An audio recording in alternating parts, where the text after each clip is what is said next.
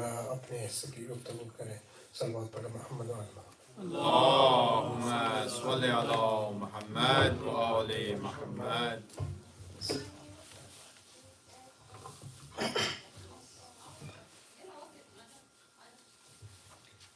So, اپنی actual speech start کرنے سے پہلے I'll just say a few words in English because some people ask like I should just summarize my speech in English for people. But even before doing that, what I would like to do is do a short quiz for people who were here last week. Because that's the purpose of like these lectures, right? Like people at least we try to summarize the takeaways. So some people who have seen at least they should have read the takeaways. Very quick, 2 questions.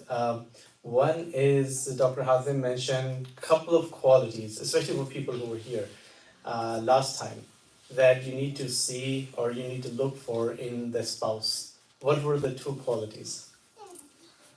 Adaptability, and the other one is Compatibility. Yes. And there was one other thing that, okay, let me ask the question from the notes. Come on. Because I was thinking like if I should do like my own question. Or it was a simple question. And if this is something good, then we can start doing it like every time. See. Okay, so one criteria which should be on top of all the different criterias that were mentioned by the Prophet when choosing your spouse. There was one particular characteristic that the Prophet said. Religion, yes. So, with that, Sallu ala Muhammad wa ala Muhammad. اللهم صل على محمد وآل محمد. أعوذ بالله من الشيطان الرجيم. بسم الله الرحمن الرحيم. اللهم صل وسلم وزد وبارك على النبي الأمي العربي الحاشمي القرشي المكي المدني صاحب الوقار والسكينة المدفون بالمدينة العبد المؤيد ورسول المصدق المصطفى الأحمد المحمود الأمجد أبو القاسم محمد. اللهم صل على محمد وآل محمد. وأهل بيته الطيبين الطاهرين المعصومين المظلومين. أما بعد فقد قال الله سبحانه وتعالى في كتاب محكم مبين. بسم الله الرحمن الرحيم. يا أيها الذين آمنوا اتقوا الله وابتغوا إليه الوسيلة وجاهدوا في سبيله لعلكم تفلحون. صلوات. اللهم صل على محمد وآل محمد. The topic that as part of these Urdu lectures that we have chosen is Surah Al-Ma'idah verse 35, in which Allah Ta'ala is saying, O you who have believed, fear Allah and seek wasila to Him and strive in His cause so that you may be successful. So there are 3 things that Allah Ta'ala is saying. First, directing to the mu'mineen that you need to have taqwa. Second, find wasila in the path of Allah. Why? Because then it's possible that you might be successful. And this is really important. This is the point that I want to, this verse is the verse that I want to just talk about over the next 7 to 8 lectures that I'll be talking about, even in the majalis as well. As I mentioned last time, the topic during the majalis will be focused on the wasila, but these lectures will be focused on the other aspects of this particular verse. And the way that I'm going to summarize the lecture and then I'm going to go into the details is first I'm going to relate to something that I mentioned about Allah can see the future and present and past at the same time. And this is very important to understand because if Allah is beyond space and time, we should not consider that if we do something good right now, it doesn't have consequences in future. There is always, as soon as we do an action, there is a ripple effect that starts in the entire cosmos and the galaxy, which is there destined for our reward or punishment. If you've done something good, it will result in a reward, and Allah will change the affairs of the world in order to give us that reward. And if you do something bad, Allah will change the affairs of the world in order for us to be punished for that particular aspect. So that's one thing that I just want to dig deeper into with some examples from the Battle of Badr, as well as an example from the story of Harut and Marut, the two angels who were sent in this town, in the place called Babel. And people, Allah Ta'ala says, people, they were there and they said that we are a test for you. And people used to learn magic from them, but they used the magic to create differences between husband and wife. That's a clear statement of what the differences Brother Moin was talking about. It's Shaitan who wants to create these differences, and it's mentioned in the Quran as well. And then we're going to talk about this word tuflihun, because one of the purposes of this entire lecture series, apart from the majalis, was to understand what are the things that will trigger those positive things in the universe that will allow us to have a better life. Because Allah has defined everything in the Quran.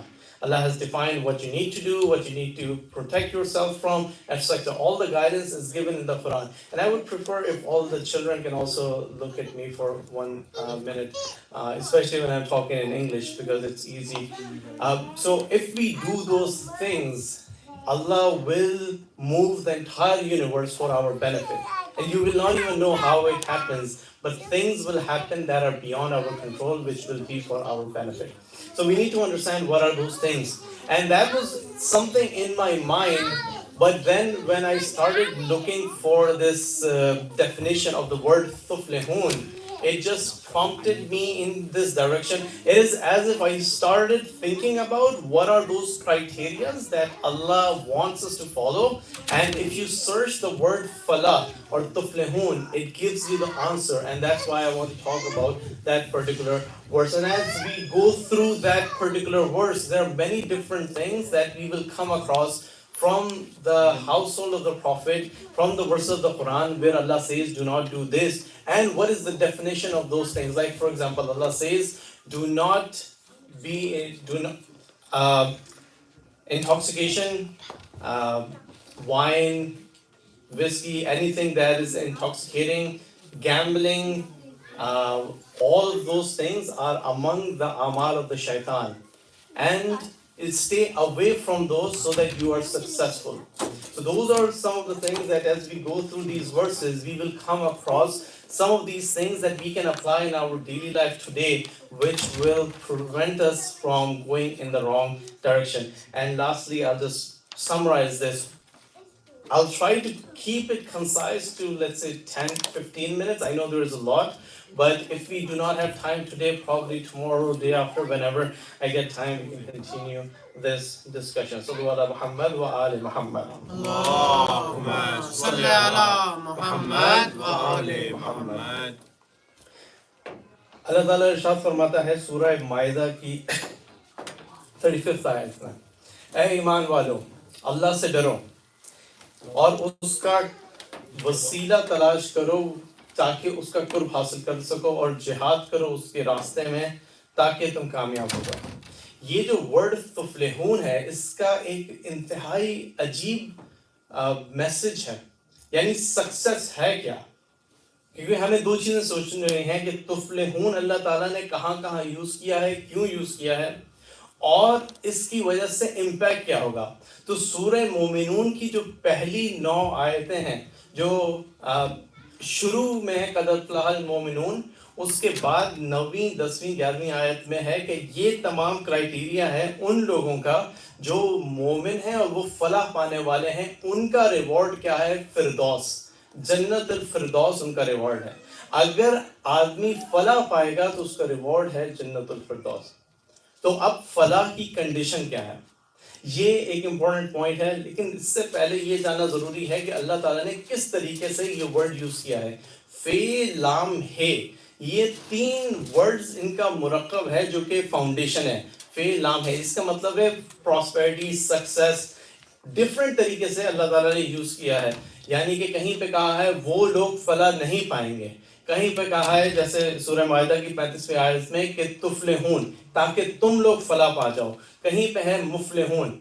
40 Times جو ہے اللہ تعالیٰ نے یہ word use کیا ہے یا اس کا derivative use کیا ہے قرآن مجید میں، اور جہاں جہاں یوز کیا ہے وہ صرف ایسے نہیں یوز کیا کہ اللہ تعالیٰ نے صرف کہہ دیا ہو کہ تفلحون، لیکن اس کے ساتھ کرائٹیریا بھی دیا ہے کہ کہاں پہ کیا کرو جس کی وجہ سے فلاح پا جاؤ۔ فار ایگزامپل اسی ورس میں 535 میں اللہ تعالیٰ نے کہا ہے کہ تقوی اختیار کرو، وسیلہ اختیار کرو اور جہاد کرو۔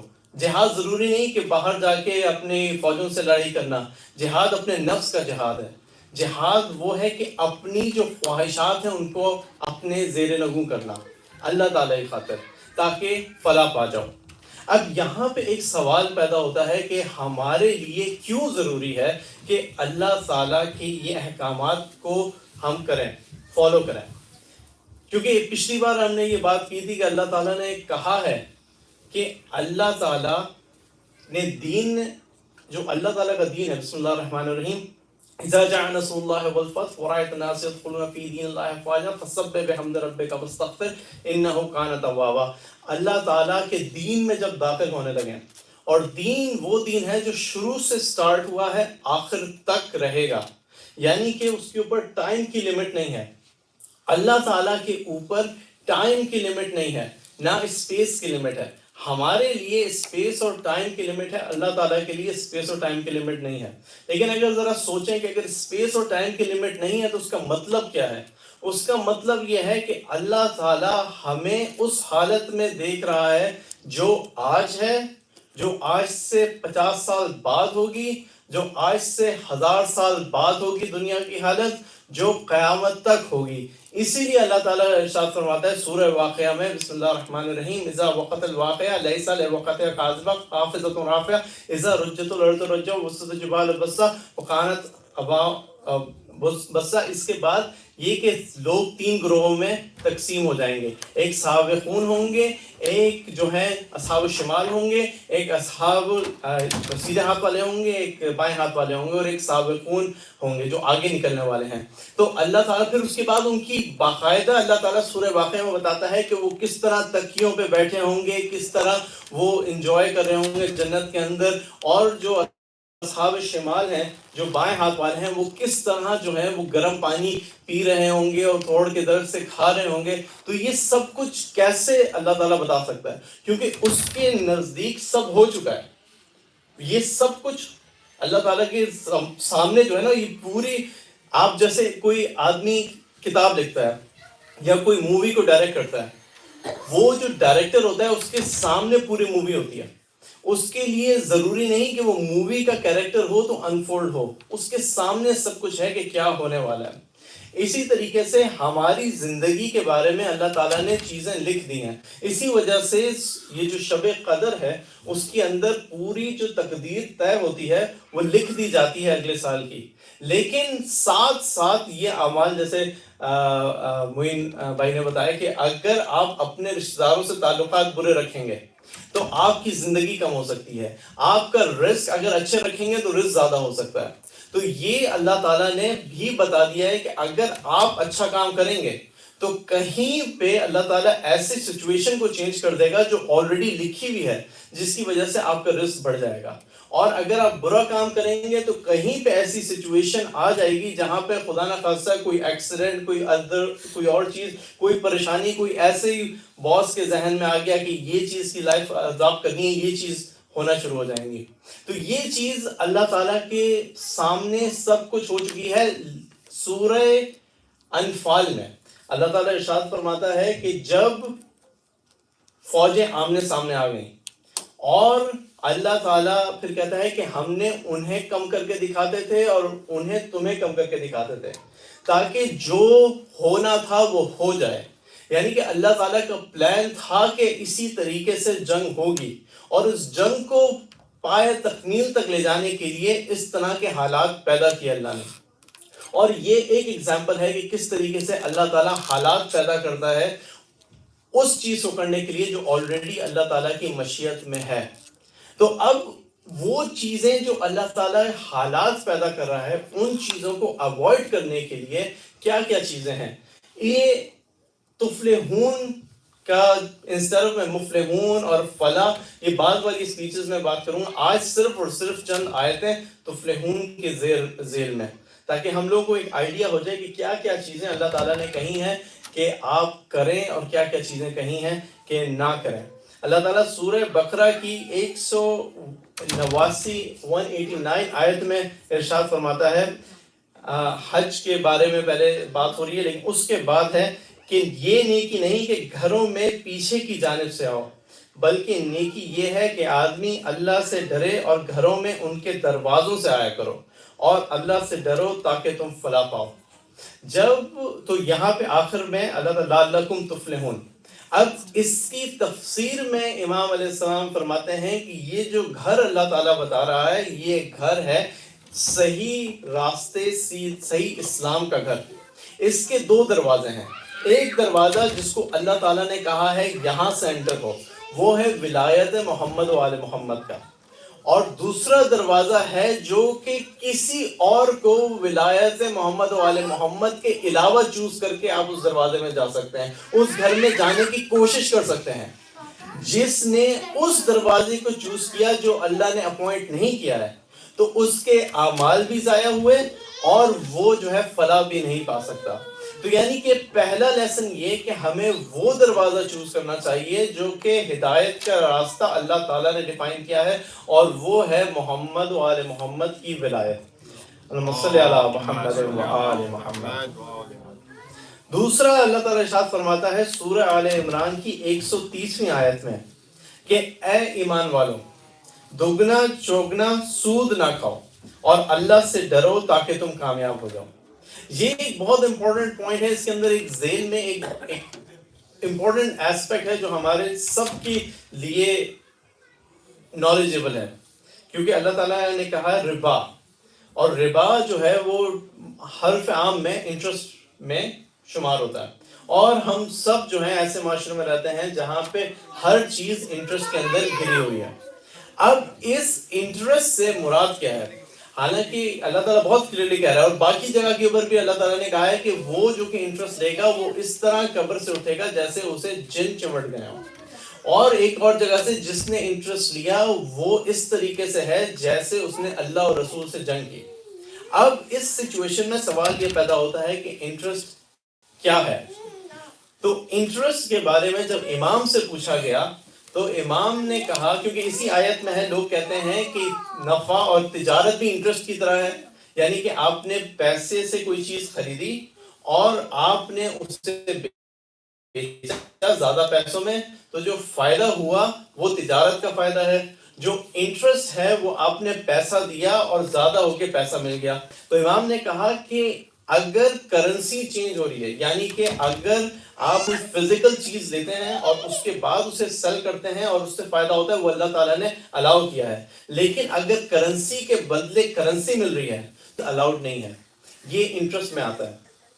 اسی طریقے سے سورہ آل عمران کی 200 آیت میں اللہ تعالیٰ ارشاد فرماتا ہے اے ایمان صبر کرو اور ایک دوسرے سے بڑھ کے صبر کرو اور ثابت قدم رہو اور اللہ سے ڈرو تاکہ تم کامیاب ہو جاؤ. یہ اگین اگر تفسیر اس کی پڑھیں تو امام علیہ السلام فرماتے ہیں کہ یہ صبر سے مراد یہ کہ ہماری ولایت کے اوپر صبر کرو اور ایک دوسرے سے بڑھ کے, یعنی کہ اس زمانے میں جس زمانے میں مشکل ہوگا ولایت کے اوپر قائم رہنا, اس زمانے میں ثابت قدم رہو تاکہ تم کامیاب ہو جاؤ. پھر سورہ مائدہ کی ہم آلریڈی آیت پڑھ چکے ہیں 90 اور 91 سورہ مائدہ کی آیت میں اللہ تعالیٰ ارشاد فرماتا ہے اے ایمان والو شراب, جوا, بت اور پاسے سے دور رہو, یہ نجاست ہے, اعمال شیطان میں سے ہیں. تو اور شیطان صرف یہ چاہتا ہے کہ تم میں آپس کی دشمنی پیدا کر دے ان چیزوں کی وجہ سے. تو یہ چیزیں بھی اگر ہم ایوائڈ کریں تو اللہ تعالیٰ پھر کہتا ہے لعلکم تفلحون, کہ اگر ہم ان چیزوں کو اوائڈ کریں گے یہ بھی کرائیٹیریا ہے سکسیس کا اور اپنے آپ کو فلاح کی طرف لے جانے کا. سورہ مائدہ کی 100 آیت نمبر 100 میں ارشاد فرماتا ہے کہ ناپاک اور پاک ہرگز برابر نہیں ہو سکتے، چاہے ناپاک کی کثرت تمہیں بھلی ہی لگے. یعنی کہ کسی کے پاس فار ایگزامپل ایسا ایسٹس ہیں جو کہ پیورلی جو ہے کسی ناپاک عمل کی بیس کے اوپر بنے ہوئے ہیں، لیکن اس کے ایسٹس بہت اچھے لگتے ہیں، گھر بہت اچھا، سب کچھ اچھا، لیکن جس بیس کے اوپر وہ بنے ہوئے ہیں وہ ناپاک ہے. لیٹ سے کوئی کسینو ہے یا کوئی ایسی چیز ہے، تو آپ کو اس کے ایسٹس سے جتنے بھی اچھے لگیں وہ آپ کے پاک ایسٹ جو ہیں اس سے بہتر ہے.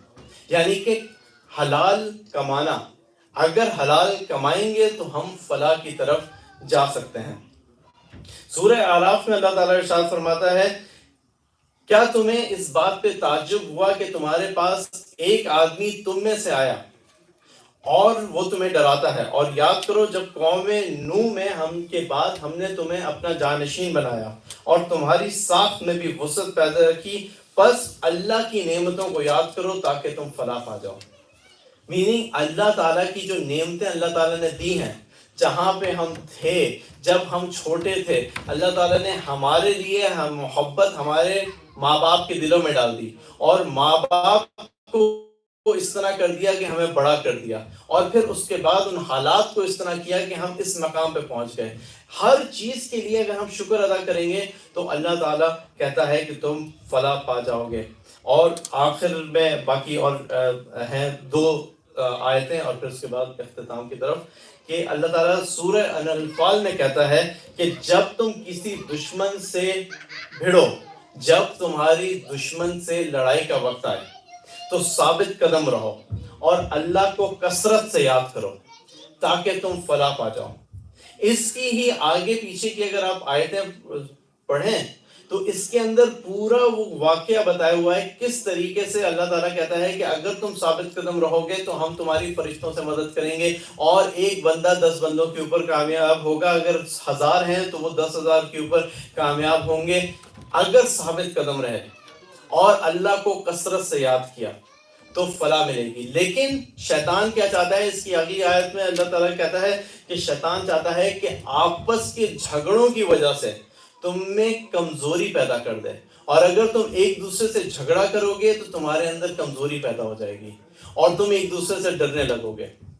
تو اس چیز کو اوائڈ کرنا ہے. اگین جو کانفلکٹ ریزولوشن کی بات موہن بھائی نے کی کہ ایک دوسرے سے جھگڑے شیطان کروانے کی کوشش کرتا ہے، کسی بھی طریقے سے اس کو اوائڈ کریں، کیونکہ یہی جو ہے اللہ تعالیٰ کی طرف سے حکم ہے، اور اسی چیز کی وجہ سے اسٹرینتھ ہے. کمیونٹی میں بھی اسٹرینتھ ہے، شیعوں میں بھی اسٹرینتھ ہے. اور لاسٹ پوائنٹ سورہ کہف میں جب اصحاب کہف نیند سے بیدار ہوئے، اس کی آیت ہے آیت نمبر 20، جب وہ بہت عرصے تک سوتے رہے اور پھر اپنی نیند سے بیدار ہوئے، انہوں نے اپنے لوگوں میں سے ایک شخص کو بھیجا کہ جاؤ ذرا جا کے کچھ سامان لے کے آؤ، لیکن ساتھ میں کہا کہ یاد رکھنا انہیں اپنے اوپر کنٹرول نہ لینے دینا. اگر کنٹرول آ گیا ان کا تمہارے اوپر تو وہ تمہیں اپنے دین سے ہٹا دیں گے اور تمہیں اپنے خراب دین میں داخل کر لیں گے، اور اس وقت تم کبھی بھی فلاح نہیں پا سکتے. یعنی کہ جو اللہ تعالیٰ نے ہدایت کا راستہ بتایا ہے، اہل بیت کا راستہ، جو اللہ تعالیٰ نے بتایا ہے کہ ان چیزوں سے بچتے رہیں، اللہ تعالیٰ کو کثرت سے یاد کریں، ثابت قدم رہیں، ایک دوسرے کے ساتھ یونیفائڈ رہیں، ہر برائی سے بچیں. اگر یہ راستہ اختیار کیا تو فلاح ہے. لیکن اگر دوسرا راستہ اختیار کر لیا، چاہے وہ ناپاکی کا ہو، چاہے وہ ان چیزوں کو کرنے کا ہو جو اللہ تعالیٰ نے منع کیا ہے، تو پھر ہم کبھی بھی فلاح نہیں پائیں گے. اسی طریقے سے کہ جیسے اصحاب کہف کے ساتھی نے کہا کہ تم اگر پلٹ گئے تو تم کبھی بھی فلاح نہیں پا سکتے. تو یہ بیسکلی اگر اس کو سمرائز کیا جائے، سمرائز کرنے کے لیے صرف 3 چیزوں میں آپ اسے کر سکتے ہیں. ایک، آپ کی ہماری سب کی فاؤنڈیشن اسٹرانگ ہونی چاہیے، اللہ تعالیٰ سے کنیکشن اسٹرانگ ہونا چاہیے، اللہ تعالیٰ کو اس طریقے سے یاد کرنا چاہیے کہ وہ ابھی بھی دیکھ رہا ہے، پہلے بھی دیکھ رہا تھا، ہر ایکشن کا ری ایکشن اس کے ہاتھ میں ہے. جب آپ سجدہ کریں تو یہ سوچ کے کریں کہ وہ آپ کی پوری زندگی کو ایک لمحے میں بدل سکتا ہے. دوسرا پوائنٹ کہ فاؤنڈیشن کے ساتھ اپنے ایکشن سے پروف کریں کہ فاؤنڈیشن اسٹرانگ ہے، کیونکہ زندگی پوری کی پوری ایکشن کے اوپر مبنی ہے. ہر ایکشن کا ری ایکشن ہوتا ہے، اور اس کے لیے تمام چیزیں جو اللہ تعالیٰ نے منع کی ہیں اس سے بچیں، جو اللہ تعالیٰ نے کہا ہے ان کو فالو کریں، اور الٹیمیٹلی اللہ تعالیٰ کو کثرت سے یاد کریں، اللہ تعالیٰ کا شکر کریں، ثابت قدم رہیں. اللہ تعالیٰ ہماری زندگی میں بہت سے ایسے پرابلم ہو سکتے ہیں جو ہمیں پتہ نہیں، اور اللہ تعالیٰ انہیں ہٹاتا رہتا ہے. اور اسی وجہ سے بہت سی چیزیں ہم لوگ سوچتے ہیں کہ ہم لوگ یہ کرنا چاہیے، اس طرح ہمارے پرابلم سالو ہو سکتے ہیں، لیکن ہم اپنی فاؤنڈیشن کی طرف نہیں آتے. لوگ لیٹس سے فار ایگزامپل کتنے لوگ ہیں جو دیکھتے ہیں کہ حالات شیعوں کے اور ان جنرل 50% 60% ڈیورس ریٹ، بہت زیادہ ڈیورس ریٹ، اور سب لوگ کہتے ہیں کہ اس کا قصور ہے، یہ ہے، اس طرح ریزالو کر سکتے ہیں یہ وہ. لیکن کیا کبھی یہ سوچا کہ دونوں میں کمپیٹیبلٹی ریلیجن کے معاملے میں ہے یا نہیں؟ اور اگر نہیں ہے تو ایک دوسرے کو ایک فاؤنڈیشن کے اوپر جمع ہو جائیں کہ ہم لوگ نماز پڑھیں گے تاکہ ہم ان برائیوں سے دور ہو جائیں جو برائیاں ہمیں اپنی پرابلمس کی طرف گھیر کے لے کے جاتی ہیں. ہم وہ کام کریں گے جو اللہ تعالیٰ نے قرآن مجید میں کہا ہے، اور پھر دیکھیں کہ لائف خود بخود کیسے چینج ہوتی ہے. اگر آپ کا سٹینڈرڈ ایک ہوگا اور آپ اس سٹینڈرڈ پہ عمل کریں گے تو مدد اور فلاح وہ رب کریم دے گا. ہمارے ہاتھ میں نہیں کہ ہم جو ہے نا ان پرابلمس کو سالو کر سکیں.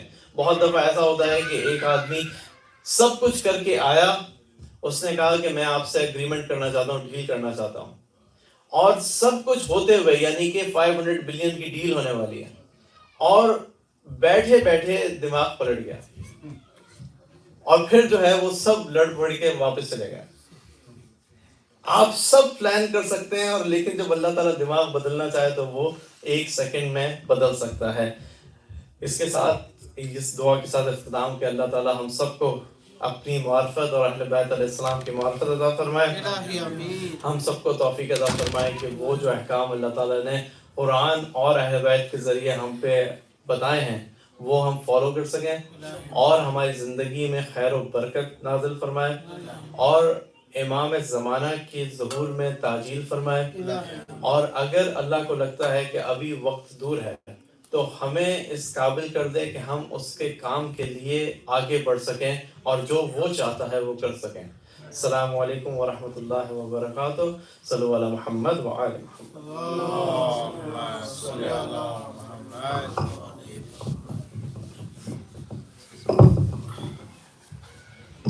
اللهم صل على محمد وعلى محمد. اللهم صل على محمد وعلى محمد.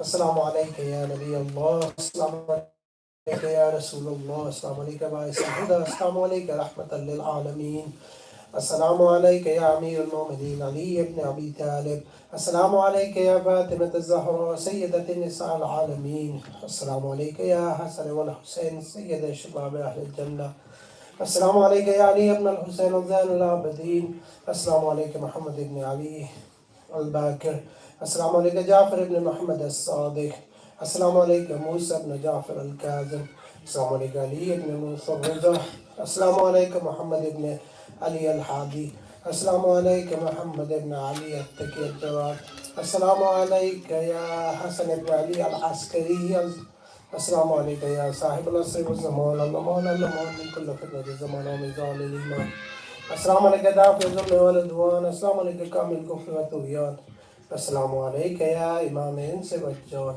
وعجل الله تعالى فرجك، وسهل الله تعالى مخرجك، وزهورك، وجعلنا من أعوانك وأنصارك.